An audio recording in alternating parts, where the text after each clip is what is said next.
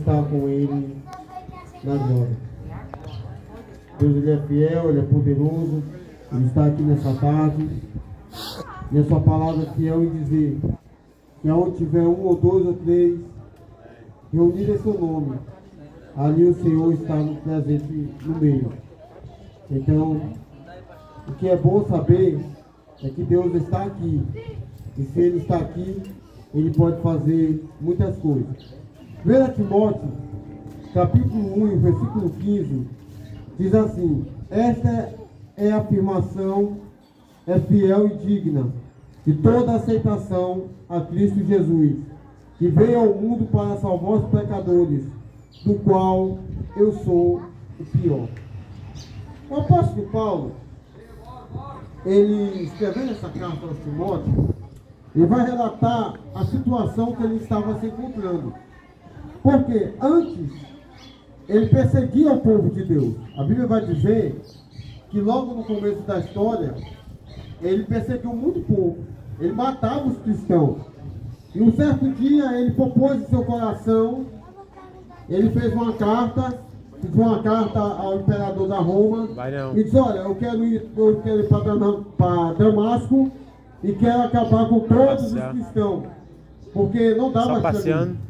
Não dá mais, eu tenho que acabar.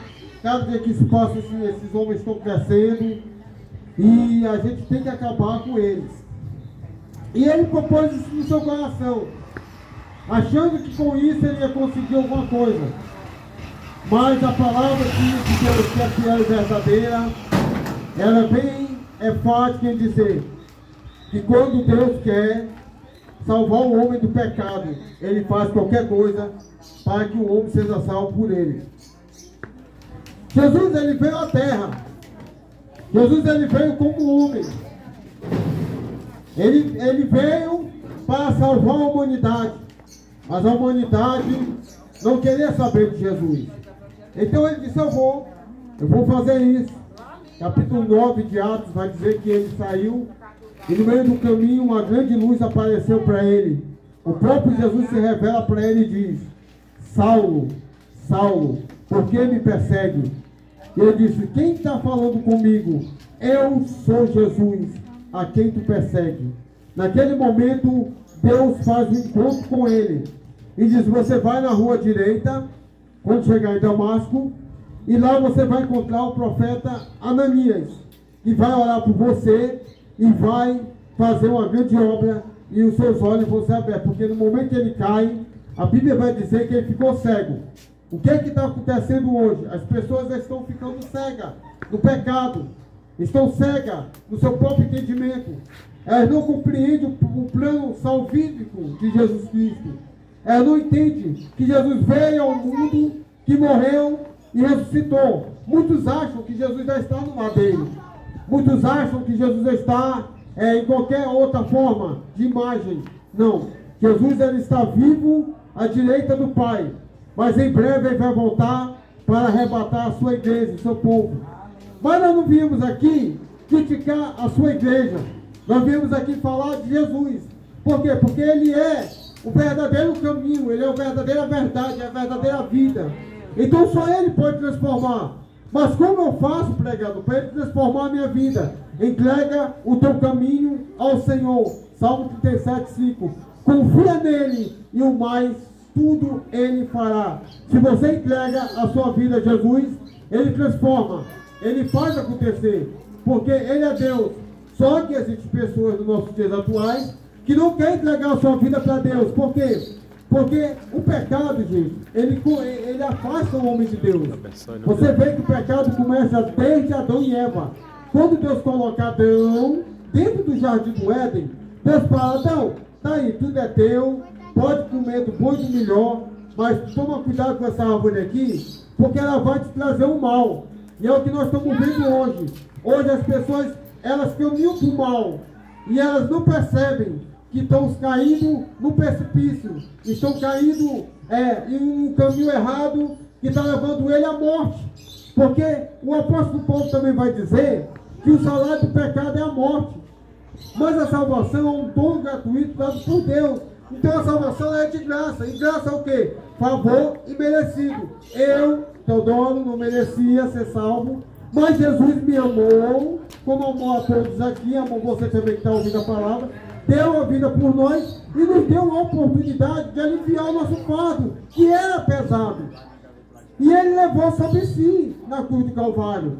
Ele provou que para muitos homens naquela época, que ele pode libertar quem ele quer. Mas para ele libertar, você tem que dar espaço para ele. Você pode ver que tudo que Jesus, tudo que a Bíblia fala, ela tem um sentido figurado. Então se você só vai entender se você abrir o seu coração e abrir a sua alma para entender o que Deus está falando. Você vê que quando Jesus chega na cruz e ele está sendo lá crucificado, tinha dois ladrões do lado de Jesus. Um disse: olha, será que tu é o Filho de Deus? Desce daí, salva tu e a nós. Mas o outro não. Senhor, eu estou errado. Estou aqui porque eu roubei, porque eu fiz coisa errada. Mas eu te peço um favor. Me dá uma oportunidade. Me dá uma oportunidade, me perdoa. Ele sabia.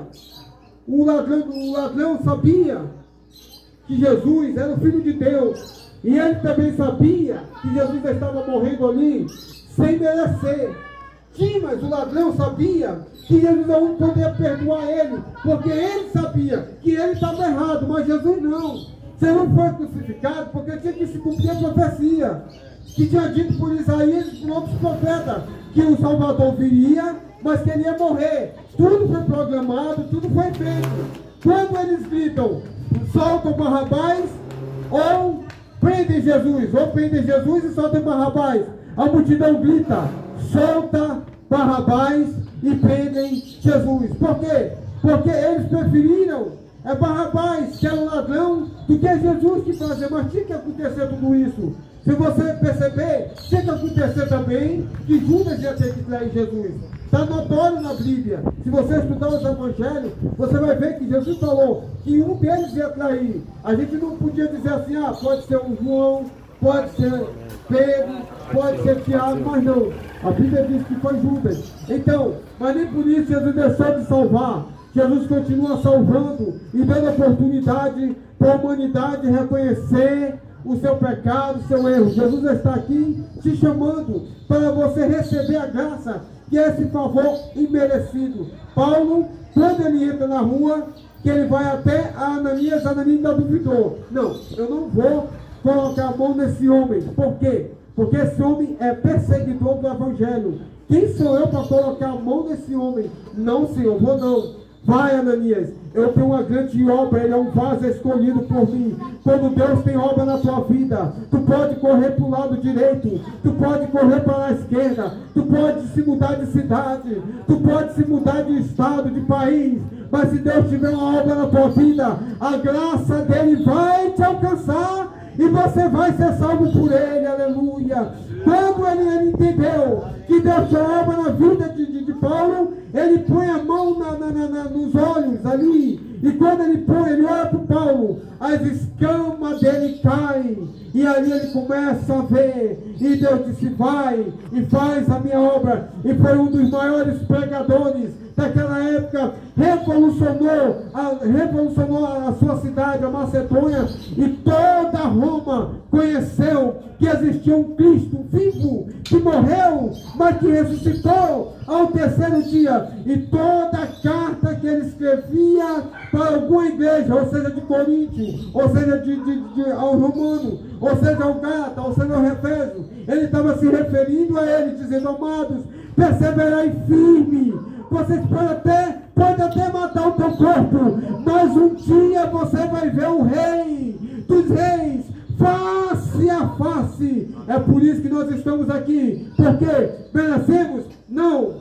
Somos melhor do que você? Não. É porque a graça dele nos alcançou. E a vontade nossa é de não parar de falar dele. Se nós pudéssemos, nós passávamos todo dia falando dele. Porque é maravilhoso o que ele fez em nossas vidas. É maravilhoso ver o que ele fez na vida de muitas pessoas. Eu estava parando agora, sentado na minha cadeira ali, e vinha o filho do irmão Gilberto, e cortou com ele, e eu comecei a olhar para ele, vendo como Deus é maravilhoso. Essa criança, um dia desse, passou pelo vale da sombra da morte, mas a oração do seu pai livrou ele lá dentro do hospital e ressuscitou o menino. Olha o menino andando aí, olha o menino correndo aí, porque a graça de Deus, quando ela chega, ela alcança lugares que a humanidade não pode alcançar. Jesus está aqui te dando essa oportunidade.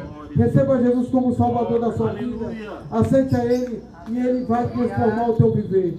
Queridos, para quem não sabe, nós somos da Assembleia de Deus Tempo Central, Congregação Jardim a Caça, fica localizada aqui na rua Antônio Teixeira Leite, 832, de frente ao Mercantil 11 horas. Você pode nos encontrar lá, faça uma visita, vá lá, escute a palavra de Deus. Ah, mas eu não entendo, por que vocês falam tanto de igreja? Eu costumo pregar e dizer para as pessoas, eu sou bem enfático e eu sou bem simples nas minhas mensagens, mas eu gosto de expor para você a realidade de hoje. O que é que nós estamos vivendo hoje? As pessoas pensam que ser cristão é estar dentro de uma igreja 24 horas. Não. Ser cristão é aceitar Jesus como Salvador e mudar de vida. Porque todos querem Jesus, mas nem todos querem andar com Jesus. Dizer que ter Jesus é uma coisa, mas andar com Ele é outra coisa. A Bíblia vai dizer que Noé andava com Deus e Deus achou graça aos olhos de Noé. Então Deus está nessa tarde dizendo, a salvação bateu na tua porta de graça. Abre o teu coração e venha. Ah, mas meu coração é duro. Não tem coração duro que ele não quebrante. Porque eu me lembro do meu pai, minha mãe pregava e dizia, eu não quero saber negócio de crente. Esse negócio de crente para mim não existe. Esse negócio de salvação não existe. Mas um dia, de tanta minha mãe orar, a salvação alcançou a vida do meu pai. E quando eu vi meu pai dobrar o joelho diante daquele irmão dizer, eu quero aceitar Jesus. E hoje, ele já está na glória com Jesus. A salvação está aqui, sendo oferecida a você. Se você quiser, venha. Venha, aproveite, é um convite gratuito. Eu vou fazer uma analogia rápida para me encerrar aqui a minha participação e aqui nós encerramos o trabalho. Se nós disséssemos hoje, pela manhã, que nós ia estar aqui à tarde e aqui nós ia dar várias cestas básicas e que nós ia dar um prêmio de R$1.500, talvez a rua estaria lotada pelo prêmio, as pessoas queriam ganhar um prêmio, mas nós não viemos aqui falar do prêmio, nós viemos aqui falar do maior, do Cledão da Galileia, daquele que morreu na cruz do Calvário, daquele que não se negou a si mesmo, negou a sua vida, viveu, morreu, está vivo à direita do Pai, esperando você abrir seu coração, para que Ele entre na sua casa e faça morada, em nome de Jesus. Se você quer, venha, é de graça, não paga nada. Mas se você também não quiser, está aberto o convite para ir visitar a nossa igreja. Hoje é culto de Santa Ceia, você vai ser bem recebido lá, em nome de Jesus. Eu quero orar, encerrando o trabalho, e agradecer a todos que ouviram a palavra. Meu muito obrigado à irmã que cedeu a oportunidade. A gente quer agradecer a todos os irmãos que ouviram a palavra, né? Queremos agradecer a todos que deram, agradecer às filhas do irmão Elias, né? Que urgentemente cedeu esse espaço para nós estarmos aqui. Eu quero chamar aqui o meu Porquinho para ele encerrar com oração, na oportunidade do nosso amado irmão, aqui para ele encerrar com oração, tá bom?